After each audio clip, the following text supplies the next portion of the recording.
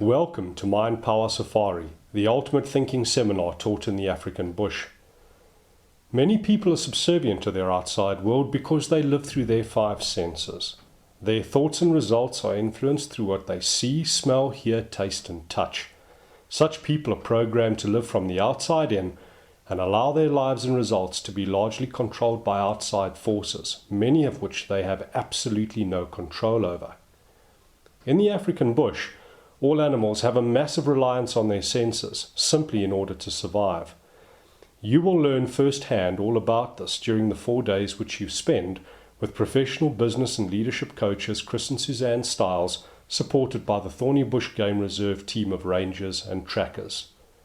Your MindPower Safari experience will also teach you how to embrace and enhance your 6 higher faculties, remembering that it is our higher faculties which separate us from the rest of the animal kingdom.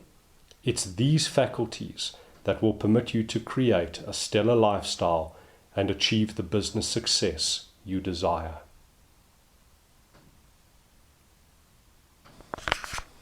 Shoes. Yeah. We've spent 4 incredible days with you in the Thornybush Game Reserve.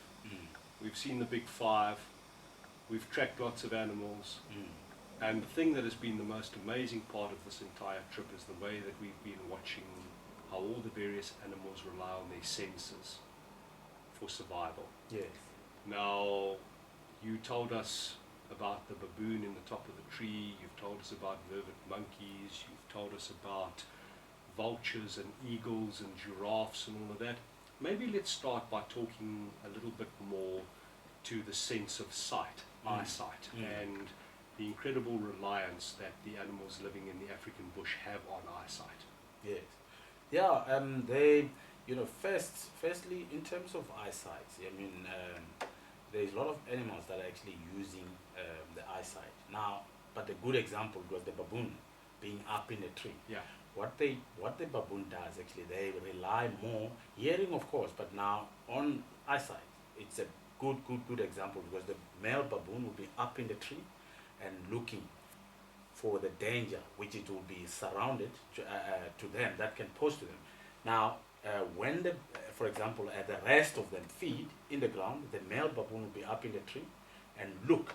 If he see leopard or lion, he will make, an alarm call, and the rest of them will look at him and see which direction that is actually the danger can be coming from. So they're watching each other all the time? All the times they watch each other, and then once that one is there, and they also take 10, and the other young male went up in the tree, and then he sit there and then he look, and the rest of them feed. Okay. And giraffe? Giraffe also, they use them, the sight. You will see when they move, obviously the browsers, they need to be inside in the trees, the acacias, which is thickened. So they rely more on looking at each other over the trees. Yeah, so they use brilliant. They've got a brilliant eyesight. Yeah. And over what distances can they see each other, and how do they see each other so far in the distance? Well, what they do, obviously it shows how incredible their eyesight it is, because if you look at the giraffe, at the back of the ears, it's more white. Right. So from far, when they look, they will actually focus on that. They look at that. So that's what they see each other. From far, yes. Yeah. Okay. So we've covered off a little bit of information in terms of sight. Yes. Or how animals see each other. Yes. Now let's move on to smell. Yes. And the fascinating examples that we had. You showed us out in the bush where the honey badger dug up the dung balls of the African dung beetle. Yes. You actually showed us how important smell is in terms of rhinos marking their territory, in terms of civets marking their territory. Tell us a little bit more about the importance of the sense of smell in the bush for African animals. Yeah, the sense of smell, it works for almost like most of the animals. For example, like the rhino. Bull rhino will have the territory, it's territorial. He will have the area that he will defend, and how he defend, he leave the dung, within his area. Not only one pile of dung within his area, and he has to go around and visit all of those midden. Right. And when he come to the one of the midden, he will defecate new dung. by defecating that, and he kicked them with the back legs. When he kicked them, he take the scent within his legs. And when he walk, he leave all of the scents everywhere. And when other bull come, and he will smell that, he will know that that area is occupied. And again, when he's within his area, obviously the females can cross from one territory to another. So if one female, she's like ready to mate, he will actually smell where the female actually, urinate, and he will take that scent and smell until he find her and keep her within his territory. So it's incredible in terms of sense of smell. Amazing. Yeah. Now we come to the third sense, which is hearing. Yes. And last night, as we were on the game drive and it was dark and Oscar had started to use the floodlight or the flashlight, we suddenly heard the alarm calls of the impala, and obviously they had heard something. Now, tell us a little bit more about the importance of the sense of hearing for animals in the African bush. Yeah, hearing again, for me, it's fascinating how seeing these animals using all of those five senses. Now again, hearing, if you look at them, beside what we see on the impalas, if you look at the kudu, for example, kudus, they live in the thicket, which is very, very thick, and that's how they actually stay, their habitat. They feed there, being the browsers. Now, when the predators come, somebody will think, it's easier to get taken because you live in the thicket and you can't run, but they rely on their hearing. So if anything's moved, and then they will just hear. Again, the impalas or other animals, if one make an alarm call, and then they will hear that it's actually a sign of danger, which is they don't just see, but they hear. So hearing, it's actually very good for all of the animals again. I've also noticed on the game drive, when you watch the animals, you can actually see how their ears move all the time in so many different directions. Looking, I suppose, basically trying to hear predators, huh? Yes, yeah. They actually, it's more. It's a survival. It's a sense of survival. If you look at the rhino eyesight is very poor, but they rely more on hearing. So if you look at them again, what you just said, the ears will be moving on the different direction. What they do, they try to actually hear where the danger can be. Yes, right. Yeah. So it's brilliant. The story that I loved was where we stopped next to the acacia trees. And you were telling us about the giraffe and the kudu that eat the acacia trees and only for a little while and then they move on. Yes. So that comes back to the sense of taste. Yes. Tell us a little bit more about that, Shoes. Okay. Now, all of the browsers, but the ones that I'd like to actually to share, the knowledge with you, about this, it's the giraffe and the kudus. Yeah. Now, in terms of the test, not all. If you look at the acacia trees, like as you were saying, acacia trees, they've got thorns. Yes. And then the other trees, which is your jackalberries and then your kubu berries, and they don't have thorns. So obviously those ones that have the thorns, they use that to defend themselves. Right. But the one that they don't have the thorns, they've got this tannin. When the browser come closer and then start browsing, and that tree secretes this tannin, and the leaves became bitter, and that forced the animals to leave. Obviously, when that animal is already tested, and it will force the animal to leave. That's why when you look at all of the browsers, mainly giraffes and the kudus, they will feed almost like upwind, knowing that once they go and test that leaves and then became bitter, and then they will move to the next tree, because the tree will actually warn that same species, will warn the next one upwind or from the root system. So that's why they feed while they move. They don't just stay in one area and then they move. So test, it's incredible. Yes. So what you're saying to us is that the moment an animal starts to browse on a tree or a bush, Yes. the bush immediately responds with chemical defenses, and it also starts communicating with all the other trees in the area, telling them that they must also increase the tannin levels in their leaves as well. Yes, yeah. So depending, it's the same species, for example, like as I was saying. Now, one jackalberry, for example, if the animal come and start browsing, and that same tree will actually warn the same species, which another jackalberry. Yes, so they do communicate. You're right. Yes. Amazing. Yeah. Absolutely amazing. We now come to the final of the five senses, Yes. which is touch. Yes. And it was fascinating because we saw the red-billed wood hoopoes clambering around, making use of their bills.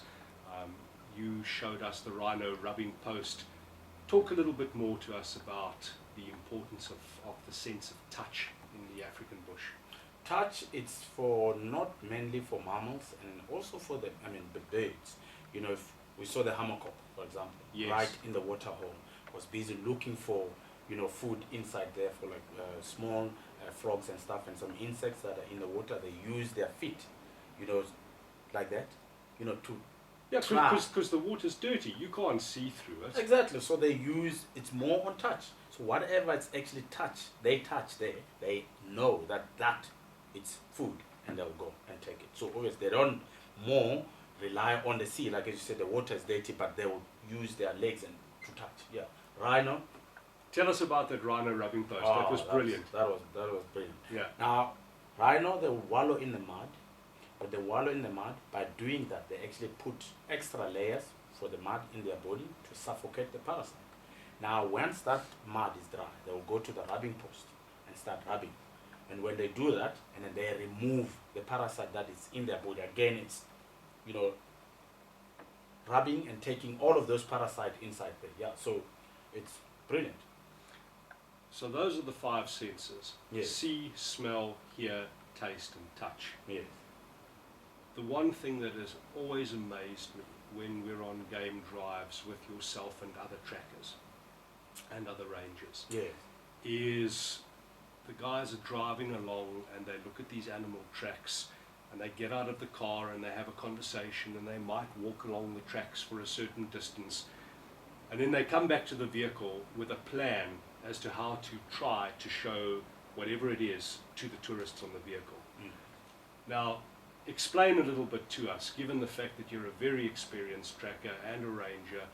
Explain to us what it is that you're actually doing when you actually start this entire process of analyzing tracks in order to go and show the guests, whether it be lion, buffalo, whatever. Yeah, I mean, in terms of following on the animals, there's a lot of things that you take into the consideration. For example, you look at the tracks for leopard. You have to look for more on the tracks. What makes that tracks to be fresh or old? Now, when we look at the tracks and we start following, we always follow the fresh tracks, and how we say this tracks is fresh is because it's never been disturbed, you know, by your jackals, your civet, your genet. So if you see all of that animals that you're tracking is on top of that, you know that tracks is fresh. Now, you have to look at the directions where that tracks is going, and in between, but obviously working together with your tracker, and then you plan, and after that, by using the imaginations, you actually imagine where you put yourself in short to the animals. You think like an animal. You imagine if it was you walking there, where you will go, and it becomes more easier. Yeah. So the most in all out of that, you use more of your imagination. So it's fair to say that to be a really good tracker or to be a really good ranger and to show your guests the animals that they're looking for, you've actually got to have a brilliant imagination, because that's what you're doing. You're actually building and drawing pictures in your mind all the time. Definitely, yes, definitely. Yeah, it's not all about driving around and boom, then you find things. You have to have more of, you know, all of your imaginations, and then you will be very good. Yeah. And also the one thing that has amazed me, Shoes, is when we drive around and we come across certain tracks, you and Oscar, who's been our tracker for this trip, Yes. will then start a process of reasoning Yes. as to where the animal could have gone. So on the back of this imagination, you then start to check and see, did it cross out of this area, etc., etc. Tell us a little bit more about the reasoning process and how you actually narrow everything down through this process of reasoning to find where the animal eventually is. Yeah, you know, it's like as I said, it's all about form of art, and some of the things just, you know, like really come, and obviously working more, you know, doing things, you know, trekking and guiding. You know, it's a lot of details that you do. For example, you remember we saw the tracks for lions. Yes. You know, before we find those lions, and then they were walking up and down, up and down. So you look, you stop, you look at the tracks, Yeah. and then you see where these animals been going. And then, for example, the animals were going down and then up at the same area. Now, you need to climb down and start thinking and planning and to look. Because if you just follow, you might follow the tracks of an animal that has been going that side and you follow it on the opposite way. So you need to look. Now there was one track that was actually on top of another one. And you even said, but how you guys see if this one is like that? And we said, now animals walk that way and walk that side. So to see which direction that animal is going, you look at the tracks that is on top of another one. So obviously that is the one that you have to follow. Then you will find an animal. We've covered off 2 of the 6 higher faculties. We've just been speaking about imagination and about reason. Yes. Another of the higher faculties is memory. Yes. And this always interests me because, of course, when you start talking memory, the first animal that comes to mind is the elephant. Yes. They always say you have a memory like an elephant. Yeah. Now, Shoes, you've lived your entire life in the bush. Your Yes. dad was a master in terms of bushcraft. Yeah. So you come out of a family of field guides. Yeah. Tell us a little bit more about elephant memory. Give us a couple of examples of things that you've seen. Yeah, elephants, they've got a very, very, very good memory, and they don't forget. You know, so for example, I mean, they can be, you know, any places, and then they will always come back to the same area. For example, if, you know, and you can separate 2 heads, for example. You separate 2 heads for years, and when they come together, you will see them, you know, like moving the trunk like that and start smelling at each other to show that they actually know. And again, you know, so it's, you look at the when they have danger in that area, you know, that when they come back to that same area, they will actually know that this is the area that we actually experience something bad. Then they come, they actually approach that area very, very cautiously. It's to show that they remember where they actually have a problem. So they do have, you know, like incredible memory. Yes. Well, it's quite amazing because I've read some articles where they actually say that up in Kenya, Yes. elephants can actually remember right down to the very person in the way of a Maasai that injured them or hurt them with a spear or something like that. So you're right, they've got incredible memories. Definitely, that's why. I mean, some other people always use the term of saying you can communicate with elephants. It's because they have a very good memory that now here we don't actually get harmed, and they will behave, you know, like in a good way. But if you actually pose danger to them, they will always remember that, you know, so that now here there is danger, and then they move. I mean, in 1995, if you remember, they actually took elephants, you know, crossing them to the border on the east, and then they dropped them, and within, you know, like a day, they were back where they belong. So that is a good example, you know. It is a great example. Yeah. Move elephants a great distance and they come They straight come back to their own area. And So- they take the shortest possible route. Of course, Yeah. yeah. And another one, it's actually water. I mean, it's not that they actually really smell from far. I mean, it's impossible to smell the water from, example, like 30 to 35 kilometers. But it's more on remember and know the route, where to go there, things like that. So those are the examples. Yeah. Shoes, it's been an absolutely amazing trip. Thank you so much for everything that you've done for us. Thank you for the knowledge that you've shared with us. You and Oscar, our tracker, have been absolutely fantastic. And all I can say is thank you so much. And we look forward to having loads of people from all over the world coming to Thornybush to come and experience the magnificence of this game reserve, to meet guys like you and Oscar, and to learn from masters of African bushcraft. Thank you so much. Thanks very much. My pleasure. Thank you. Makes You Think, founded by Chris and Suzanne Stiles, created MindPower Safari, the world's first exclusive safari-based personal, business and leadership development seminar. MindPower Safari is presented in one of the world's most resourceful learning environments, the magnificent African bush. To join Chris and Suzanne on MindPower Safari, contact them via email, Facebook, Twitter or mobile phone. African entrepreneurs seeking uniquely African business solutions can connect with each other through Mastermind Africa, a proudly African business initiative created by Makes You Think. In addition to this, Makes You Think presents highly affordable 1- and 2-day seminars for individuals, entrepreneurs, small and medium businesses. Corporate training needs are catered for through Thinking into Results, the best organisational coaching program in the world.